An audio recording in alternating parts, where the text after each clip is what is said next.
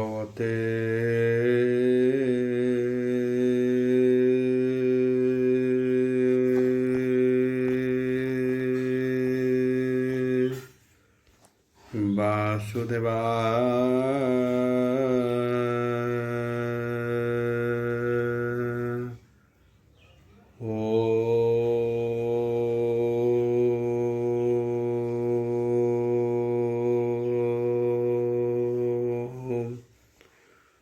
নমো ভগবতে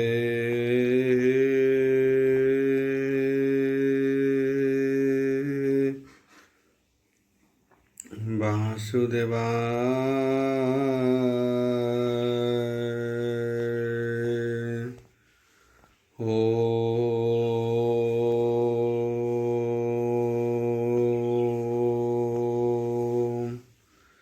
নমো ভগবতে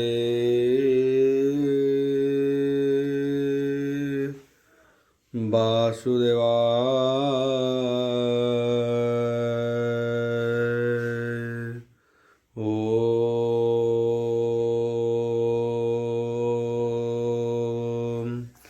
यथा मंगलाचरण वागीशायस्य वदने लक्ष्येषु च वक्ष्यसि यशते हृदय वसति तनुसिंहं भजे विश्वसर्वदिवा लक्षणं श्रीकृष्णाख्य परध्याम जगध्याम नमामि तत् माधव माधव वश्च सर्वसिद्धिविनायते वन्दे परस्परत्यं परस्परं प्रियलोकं मूकं करोति वाचालं पङ्गुलङ्घयते गिरि यत्कृपाहतमः वन्दे परमानंद हो माधव यो ब्राह्मण रुद्राणां स्तुतन्ति दैवस्तव देवसंग पद पश्यन्ति जो सामज्ञा ध्यान अवसते गदगदे मनसा पश्यन्ति जो योगिना यस्यन्ते न बुद्धि सुरासुरगण देवाय अस्तुते नमः नारायणं नमस्कृत्यं नरं चैव नरोत्तमं देवी सरस्वती व्यासं ततो जयमुदीरयेत् निर्गलं कल्पितं फलविमुखाभिर्युक्तं पिबतं भागवतं रसमयतं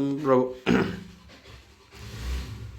87तम अध्याय दशम स्कंद 87तम अध्याय हेमंते हरि प्यादध्यायी परीक्ष आगे हे शुक कही शुक उवाच बोल बांधवार हरि बोल गोविंद मित्र अंग संगे विविध कथा भाव रंगे जे हरि सर्वभूतगामी परम ब्रह्म अंतर्जामी मित्र वदन चाहि हसी बोलंती प्रभु ब्रह्म राशि विप्रवत्सल चक्रपाणी जार कटाक्षे हे कमलिनी मित्रर संग मित्रर सर्व अंग चाहि हसी बोलती ही भावग्राही भगवान उवाच बोल ब्रह्मांडवार हरि बोल आभो मित्र मोर प्राण सखा हसी किस आनीछ मते देखा मोर भकत प्राणी जेते मते पूजंती ही प्रेम भावे से अनुमात्रे हे जेबे देव पर्वत प्राय मुमणई जे मोर भाव न जानती प्रवत्र प्राय धन्य हन्यंती से मते दिशे हे सुतुच्छ प्राय बोलंती प्रभु देवराय मित्र कुसुम फल पाणी जे मते भावे हे जंती आणी तार भक्ति ही भावे लई हस प्रसारी ही मु बंचई हेमंते कही रमाकांत भावे तापिले हेबेनी हस्त देखि चकित विप्रवर अंतरे कर इ विचार मोर वर्जित कर्मफल आनिछि पृथक तांडूल केमंते देवी ही कृष्ण करे हसिबे नारी अंतपुरे हेमंते भाली लज्जा दुखे विप्रे रहिला अधमुखे ता देखि कमहलार बर हृदय करंती विचार ए विप्र पत्नीर वचने ମିଳିଲା ମୋହର ଭୁବନେ ଦରିଦ୍ରପଣେ ହେ ଦୁଃଖ ପାଇ ଅର୍ଜିଲା କର୍ମ ନ ଜାଣଇ ଏହାର ପୂର୍ବ ଜନ୍ମ ଯେତେ ନିଷ୍କାମ ଭଜି ଅଛି ମତେ ସକାମେ ମତେ ହେ ନ ଭଜଇ ଏବେ ପାଇବ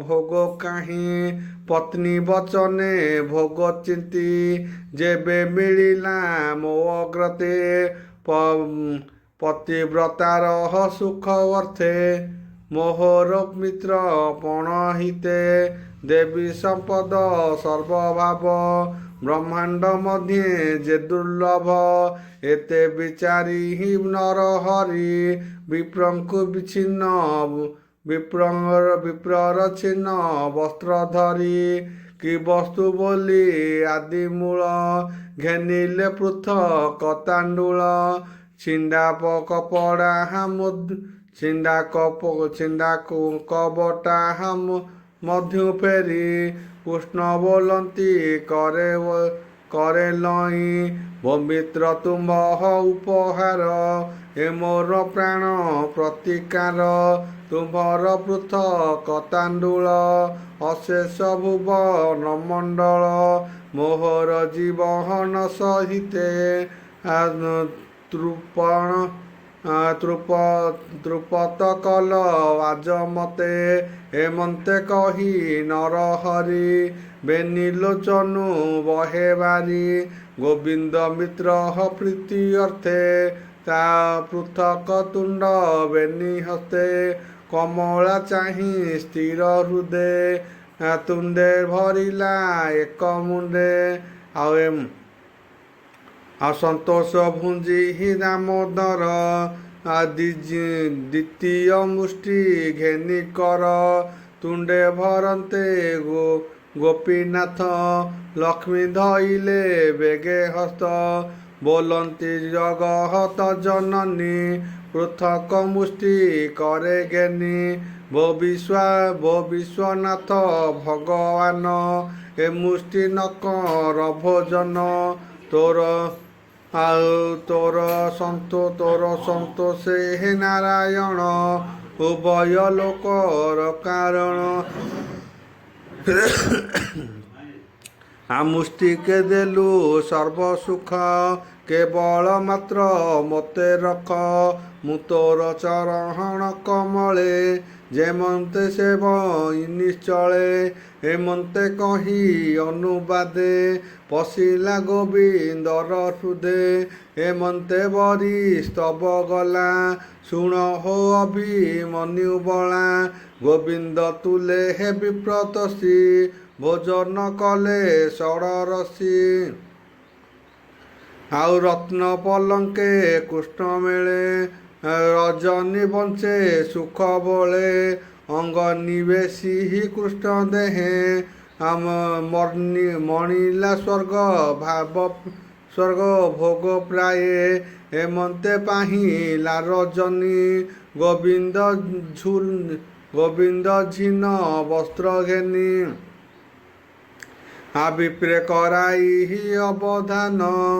ବିପ୍ରେ କରାଇ ଅବଧାନ ପାଲଟି ପିନ୍ଧିଲା ବସନ ଆନନ୍ଦେ ଆଲିଙ୍ଗନ କରି ଭାବେ ବ୍ରାହ୍ମଣ ପାଦ ଧରି ଅନୁଗମନ କିଛି ଦୂରେ ବିପ୍ରେ ପେଶିଲେ ନିଜପୁରେ କୃଷ୍ଣ ବାହୁଡ଼େ ହେ ନିଜପୁର ଏବେ ହୋ ଶୁଣ ନୃପବର ବିଶ୍ୱକର୍ମାଙ୍କୁ କୃଷ୍ଣ ରାଇ ଧୀରେ କହନ୍ତି ମୁଖ ଚାହିଁ ବେଗେ ତୁ ଯାଅ ବିପ୍ର ଘର ଉତ୍ତମ କରି ଦେବୁପୁର ଦେବଦାନବେ ଅଗୋଚର ଏମନ୍ତେ ହୋଇବ ସୁନ୍ଦର ନାନା ରତନ ଧନ ଜନ ବେଗେ ତୁ ଭିଆ ଓଏ ମାନ ଆଜ୍ଞା ପ୍ରମାଣେ ଚଳିଗଲା ଦିବ୍ୟ ଭୁବନ ଭିଆଇଲା ରଥ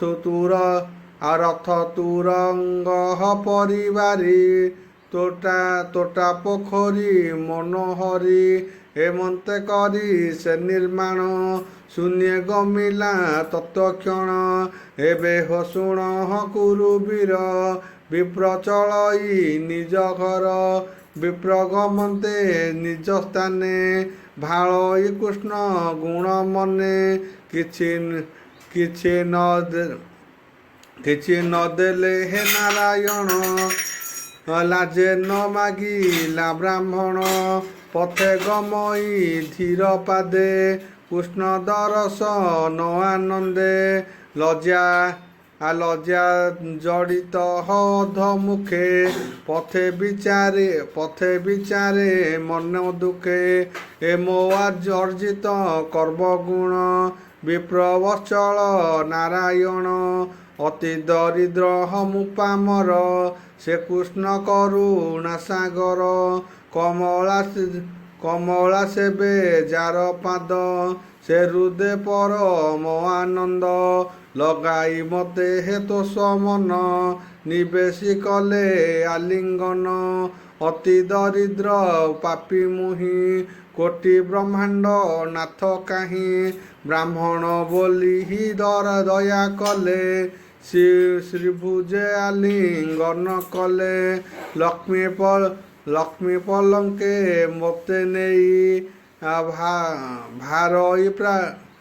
ଭାଇର ପ୍ରାୟ ସ୍ଥାନ ଦେଇ ଚାମର ଧରି ହିଁ ନିଜ କରେ ଲକ୍ଷ୍ମୀ ବିଞ୍ଚିଲେ ମୋତେ ଧୀରେ ମିତ୍ର ସୁହୃଦ ବନ୍ଧୁ ବର୍ଗେ ମୋତେ ବୁଝିଲେ ଷଡ଼ବର୍ଗେ ଯେ ହରି ସଂସାର ଦୁର୍ଲଭ ସେ ମୋତେ ହୋଇଲେ ସୁଲଭ ବିପ୍ର ଦେବତା ସେ ଯୁକତେ ଏଣୁ ପୂଜିଲେ କୃଷ୍ଣ ମତେ ଭୂମି ଗଗନ ରସାତଳ ସ୍ୱର୍ଗ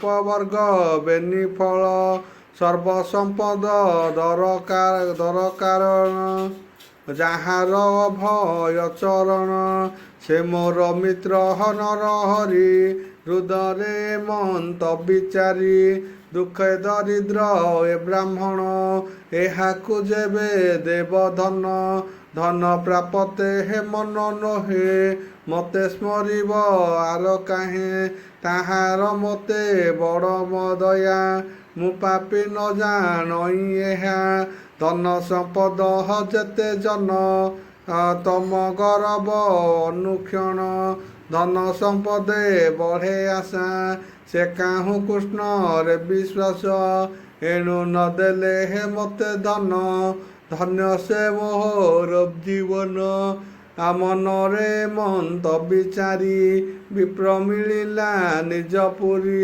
ଦେଖଇ ଆପଣା ମନ୍ଦିର କିଅ ବାଦବା ପଟାନ୍ତର ରବି ଅନଳ ଚନ୍ଦ୍ରକାନ୍ତି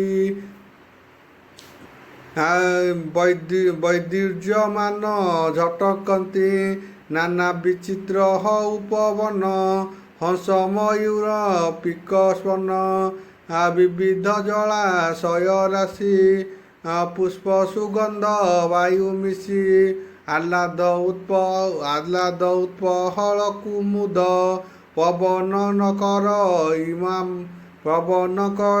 ଇୟାମଦ ନାରୀ ପୁରୁଷ ନାନା ରଙ୍ଗେ ବିବିଧ ଅଳଙ୍କାର ଅଙ୍ଗେ ଏମନ୍ତେ ଦେଖି ବିପ୍ରବର ହୃଦୟରେ କର ବିଚାର ଏକି କାହାର ଦିବ୍ୟପୁରୀ ଅବନୀ ମଧ୍ୟେ ଅଗୋଚର ମୋର କୁଟୁମ୍ବ ଏହି ସ୍ଥାନେ ଛାଡ଼ିକି ଗଲେ ଯେ ବିଦ୍ୟମାନେ ଦରିଦ୍ର ପତ୍ନୀ ଗଲା କାହୁଁ କିଅ ବା ପଥ ହୁଡ଼ିଲଉଁ ଭ୍ରମେ ମିଳିଲି ଅନ୍ୟ ସ୍ଥାନେ ଏମନ୍ତେ ବିଚାରି ମନେ ଭୟେ ବୁଝଇ ଚକ୍ଷୁ ବେନି ପୁଣି ଭାଳଇ ମନେ ଗୁଣି ଚିହ୍ନିଲା ଲୋକ ନାହିଁ ଜଣେ ପୁଛିବି କେବଳ କାରଣେ ମୁହିଁ ଯେ ଗଲି ସାନ ଦିନ କେ କଲା ଏମନ୍ତ ଭୁବନ ମୁଁ ମୋର ବ୍ରାହ୍ମଣୀ କେଣେ ଗଲା ଏଡ଼େ ଅଦିତି କେହୁ କଲା ଏତେ ବିଚାରି ଦ୍ୱିଜବର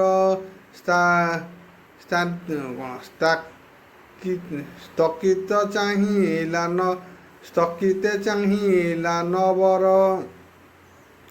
ଆଉ ଏମନ୍ତେ ଶୁଣି ନୃପବର ବ୍ରାହ୍ମଣୀ ଧବରୁ ବାହାର। ଆଉ ଅମର ପ୍ରଭା ନର ନାରୀ ବିବିଧ ପାତ୍ରେ କରେ ଧରି। ଶ୍ରୀରୁଦ ଦିବ୍ୟ ଗୀତ ନାଦେ ଅଦ୍ଭୁତ ଅଖିଳ ସମ୍ପଦେ। ଆଗେ ସତେକ ପରିବାରୀ କରେ ଚାମର ଛନ୍ତି ଧରି। ମଙ୍ଗଳ ଗୀତ ନାଦବାଣୀ ମଧ୍ୟେ ବିଜୟ ତା ଘରଣୀ। ପୁରେ କି ଦେବା ପଟାନ୍ତର ଅପୂର୍ବ ବେଶ ମନୋହର। କରନ୍ତି ଜୟ ଧ୍ୱନି ଏମନ୍ତେ ବିପ୍ରର କାମିନୀ। ପତି ଆଗମନେ ଆନନ୍ଦ ସଙ୍ଗେ ସୁନ୍ଦରୀ ସଖୀ ବୃନ୍ଦ। ଭୁବନ ହୋଇଲା ବାହାର ରୂପେ ମୋହଇ ସୁର ନର। କମଳା ଯେନେ ହରିପୁରେ ବ୍ରାହ୍ମଣୀ ସୋହେ ସେ ପ୍ରକାରେ। ବିପ୍ରକାମିନୀ ପତିବ୍ରତା ଜଗତେ ଯାର ପୁଣ୍ୟଗାଥା। ନୟନେ ଅଶ୍ରୁ ଜଳ ପୁରୀ ସ୍ୱାମୀ ଚରଣେ କର ଧରି। ଭାବେ ନମୟୀ ପୁଣ ମନରେ କଲା ଆଲିଙ୍ଗନ। ଆଉ ଅନେକ ମତେ ପୂଜା କରି ମନେ ଚିନ୍ତଇ ନର ହରି। ବ୍ରାହ୍ମଣ ନିଜ ନାରୀ ଚାହିଁ ଚକିତ ମନେ ବିଚାରଇ। ସୁନ୍ଦର ନିବିଡ଼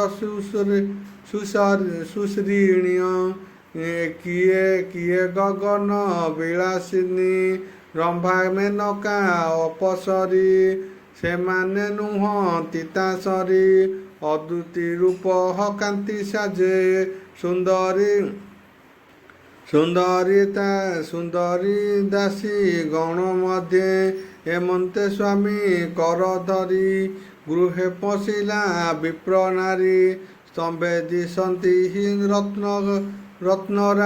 ରତ୍ନରାଶି ଇନ୍ଦ୍ର ଭୁବନ ପ୍ରାୟ ଦିଶି। ଆଉ ଗୋକ୍ଷୀର ଫେନ ପ୍ରାୟ କାନ୍ତି।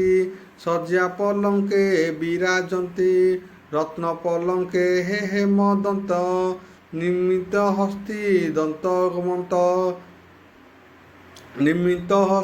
ଦନ୍ତ ମଧ୍ୟ।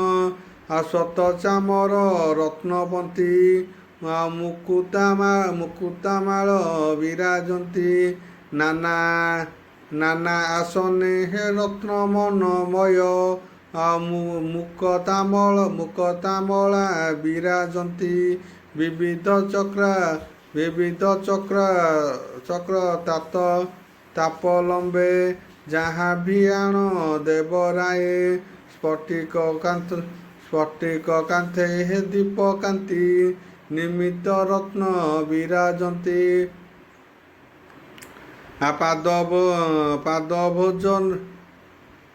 ପଦଭୋଜନ ଅପ୍ରମିତ ବ୍ରାହ୍ମଣ ଦେଖିଲା ଅଦ୍ଭୁତ। ନୃତ୍ୟ ଗାୟନ ନାନା ସ୍ଥାନେ ବିପ୍ର ଭୋଜନ ଆଚରଣେ। ଦେବତା ପୂଜା ମହୋତ୍ସବ ପୁରମଣ୍ଡିତ ସର୍ବଠାବ। ସର୍ବସମ୍ପଦ ଏକଠୁଳେ ଦେଖଇ ନୟନ ନିଶ୍ଚଳେ। ମନେ ଚିନ୍ତଇ ଯୋଗ ବଳେ ଏ କର୍ମ ନାହିଁ ରବି ତଳେ। ଏମନ୍ତେ ସମ୍ପଦ ମୋହର ନିଶ୍ଚଳେ ଦେଲେ ଦାମୋଦର। କୃଷ୍ଣର ପୁରେ ମୁଁ ଯେ ଥିଲି ଏତେ ସମ୍ପଦ ନ ଦେଖିଲି। ପରମାନନ୍ଦ ହର ମହିମା ନିଗମ ନ ଜାଣଇ ସୀମା। ମାଗିଲେ ନିଷ୍ଠୁର ଭକ୍ତ ଭକତେ ଆଚମ୍ବିତ ଦେଇ କାଳ ନିୟମ ଯାର ନାହିଁ ଗଗନ ଘନ ପ୍ରାୟ ଦେଇ ମୋହର ମିତ୍ର ଯଦୁପତି ଦେବ ନ ଜାଣେ ଯାର ଗତି ଅଭାବେ ଦେଲେ ହେ କୃଷ୍ଣ ଚିତ କିଞ୍ଚିତେ ମରଣ ବହୁତ ଅଳପ ଦେଲେ ଭାବ ଘେନି ବହୁତ ଘେନି ଅନ୍ତର୍ଯ୍ୟାମୀ ପୃଥକ ମୁଷ୍ଟି ଦେଲି ମୁହିଁ ଭାବେ ଘେନିଲି ଭାବଗ୍ରାହୀ ମୁଷ୍ଟିଏ ଖାଇ ତୋଷଚିତ ଲକ୍ଷ୍ମୀ ଧଇଲେ ବେଗେ ହସ୍ତ ତେଣୁ ଏ ସମ୍ପଦ ମୋହର ଏତେ ବିଚାରି ବିପ୍ରବର ବୋଇଲ ହୋଇ କୃତ୍ୟ କପାଳେ ଦେଇ ବେନି ହସ୍ତ କୃଷ୍ଣ ଚରଣେ ହେ ମୋର ଚିତ ନିଶ୍ଚଳେ ରୁହ ଅବିରତ ମିତ ସୁହୃଦ ଦାସପଣେ ଖଟିବି ଅଭୟ ଚରଣେ ଅଶେଷ ଜନି ମଧ୍ୟ ଜାତ ହୋଇ ଖଟିବି ଅବିରତ ତାର ଭକତି ପଥ ଦ୍ୱାରେ ବ୍ରହ୍ମା ଶଙ୍କରେ ଅଗୋଚରେ ମୋର ଭକତି ଭାବ ଘେନି ଏ ଧନ ଦେଲେ ଚକ୍ରବାଣୀ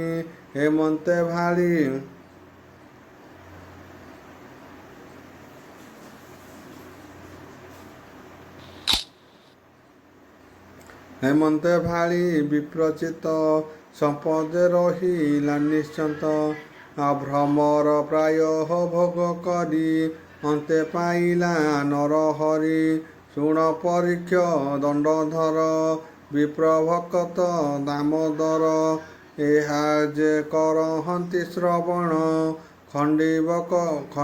ଖଣ୍ଡନ୍ତି କର୍ମର ବନ୍ଧନ ସେ ହରିଚରଣ କମଳେ ମନ ରହୁ ସୁନିଶ୍ଚଳେ କୃଷ୍ଣ ଚରଣେ କରି ଆସ କହି ଜଗନ୍ନାଥ ଦାସ ଇତି ଶ୍ରୀମଦ୍ଭାଗବତେ ମହାପୁରାଣେ ପରମହଂସ୍ୟାଂ ସଂହିତାଂ ଦଶମ ସ୍କନ୍ଧେ ଉତ୍ତରାର୍ଦ୍ଧେ ପୃଥକ ଉପାଖ୍ୟାନ ନାମ 87ତମ ଅଧ୍ୟାୟ।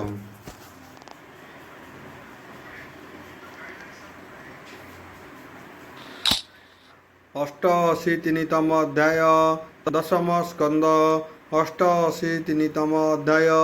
ଶୁକ ଉବାଚ ବୋଲ ପ୍ରେମାନନ୍ଦବାର ହରି ବୋଲ ପ୍ରେମ ଆନନ୍ଦେ ହେ ମୁନିବର ବୋଲନ୍ତି ଶୁଣ କୁରୁବୀର ଧରଣୀ ଭାର ନିବାରଣେ ଅନାଦି ପରମ କାରଣେ ଆଉ ଅନନ୍ତ ତୁଲେ ହେ ନର ହରି ମନୁଷ୍ୟ ରୂପେ ହେ ଅବତରୀ ଆନନ୍ଦେ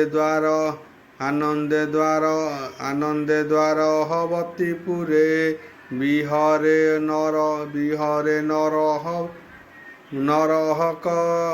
ନରହ କଳେବରେ